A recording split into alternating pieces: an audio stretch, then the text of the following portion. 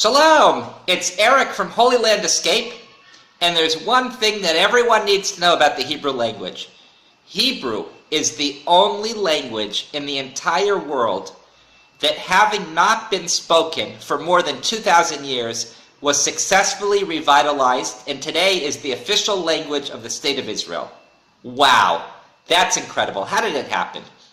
Well, you see, the Hebrew Bible, or what some Christians call the Old Testament, is written in Hebrew, except for the later part of it. For instance, the book of Daniel, the later prophets, you see a lot of Aramaic influence. Aramaic is a similar language to Hebrew. It's kind of like a sister language, kind of like Spanish and Italian.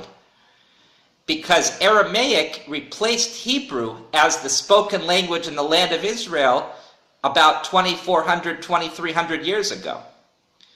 So in the year 1882, when the Jewish Zionist pioneers started the process of returning to the land of Israel, the question became, what should be the official language? Most of the Jews in Europe spoke Yiddish, which is a language that's similar to German. About 90% of the words are based on German languages. If people are familiar with German, they can understand a lot of Yiddish, but about 10% of the words that have to do with uniquely Jewish concepts are taken from Hebrew.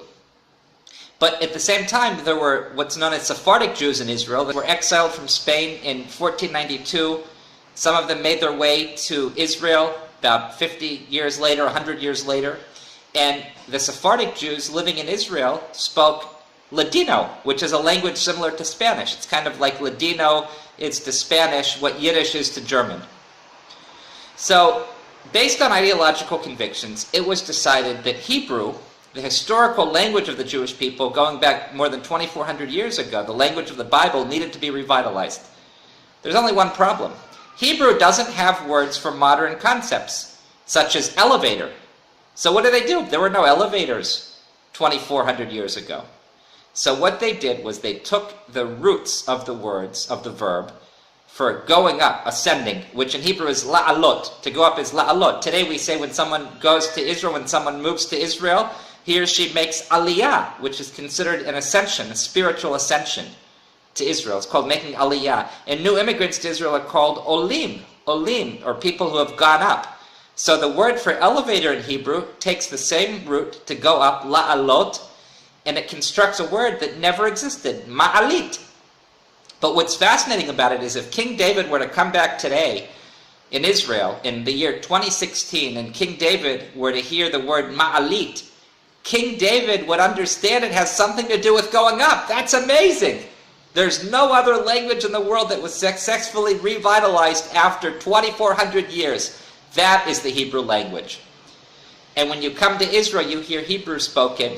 You have to remember that if King David were alive today, or any of the figures of the Bible, they would understand what's being spoken.